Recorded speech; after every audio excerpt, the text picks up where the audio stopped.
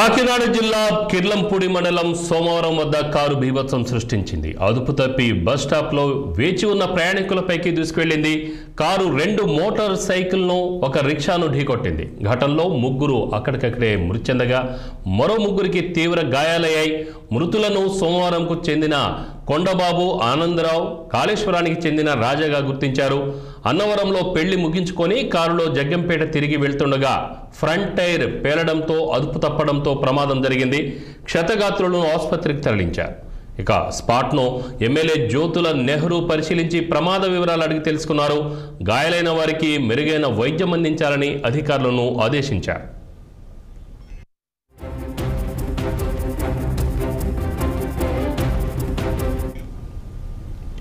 దీనిపై మరింత సమాచారం మా కాకినాడ ప్రతినిధి అందిస్తారు.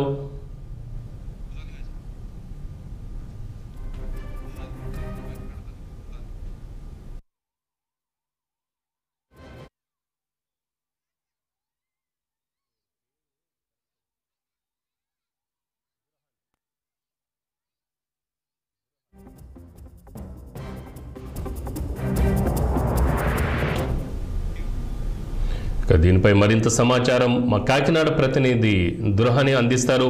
చెప్పండి, అసలు ప్రమాద వివరాలు, అసలు ప్రమాదం కారణంగా ఏమైనా అప్డేట్స్ ఇవ్వండి. Good morning Ramarao. కాకినాడ జిల్లా జగ్గంపేటలో జరిగిన రోడ్డు ప్రమాదం, దాని రోడ్డు ప్రమాదంగానే కంటే దురదృష్టకర సంఘటన అని చెప్పాలి. ఎందుకంటే అన్నవరంలో పెళ్లి ముగించుకొని ఇంటికి తిరిగి వెళ్తున్న కారు టైర్ పంక్చర్ కావడంతో పక్కనే, అంటే సోమవారం అన్న హైవే అది, సోమవారం అనే ప్రాంతంలో టైర్ పంక్చర్ అవడంతో ఒక్కసారిగా అక్కడే పక్కనే, అంటే వేరే వాహనాలు, అంటే బస్సు ప్రయాణం చేయడానికి కానీ రోడ్డు పక్కన విక్రేతలు కానీ వాళ్లపైన కారు ఒక్కసారిగా దూసుకెళ్లడంతో రోడ్డు వారుగా ఉన్న ఒకే కుటుంబానికి 2 అక్కడే మృతి చెందారు. మరొక పక్కనే ఉన్న ఇంకో ఆయన మృతి చెందారు. మొత్తం 3 ఒకేసారి కలకలం రేపింది.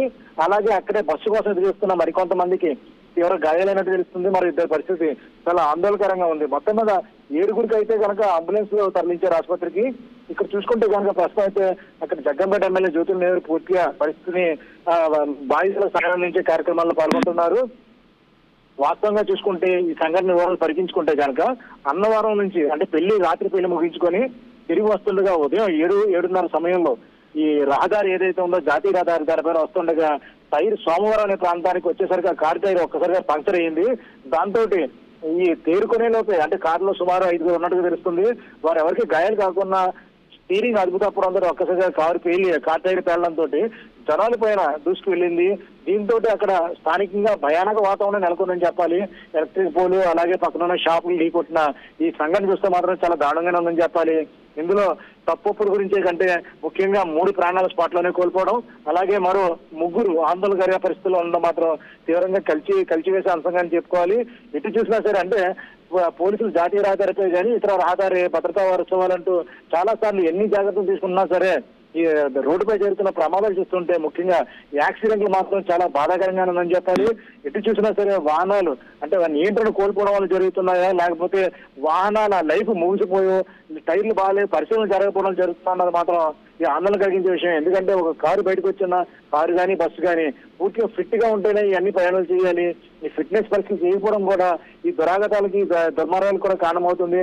అధికారులు కూడా చూడనట్టు వదిలేస్తున్నారని చెప్పుకోవాలి. ఎందుకంటే ఇది ప్రైవేట్ కార్ అయినా సరే వాస్తవంగా ఏదైనా వాహనం రోడ్డు మీద ఉన్నప్పుడు లైఫ్ సర్టిఫికెట్లు, ఇవన్నీ సర్టిఫికెట్లు సమర్పించేటప్పుడు సరిగ్గా ఉన్నాయో చూసుకోవాలి.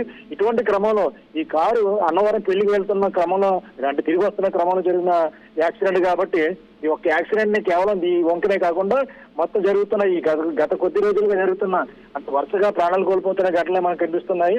అది బస్సు ప్రమాదం కావచ్చు, కారు ప్రమాదం కావచ్చు, బైక్ ప్రమాదం కావచ్చు.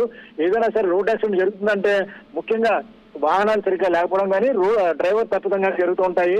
ఇక్కడ చూసుకుంటే కనుక ఈ టైర్ పేలిపోవడం అన్నది మాత్రం తీవ్రంగా పరిగణించాలి. ఎందుకంటే కొండలు, ఈ హైవేల మీద తిరుగుతున్న వాహనాల టైర్లు మాత్రం జాగ్రత్త చూసుకోవాల్సిన అవసరం ఉంది. అయినప్పటికీ పెళ్లికి వెళ్ళిన వాహనాలు జరగడం మాత్రం తీవ్రంగా కలిసివేసే అంశమే.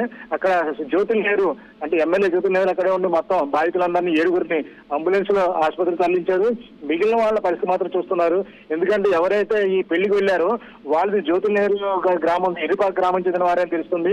దీంతో స్వయంగా ఎమ్మెల్యే జోక్యం చేసుకుంటూ బాధితులకు శాంతం చేయించే ప్రయత్నాలు మాత్రం మొదలు పెట్టారని చెప్పాలి. రామారావు. రైట్ దురాని.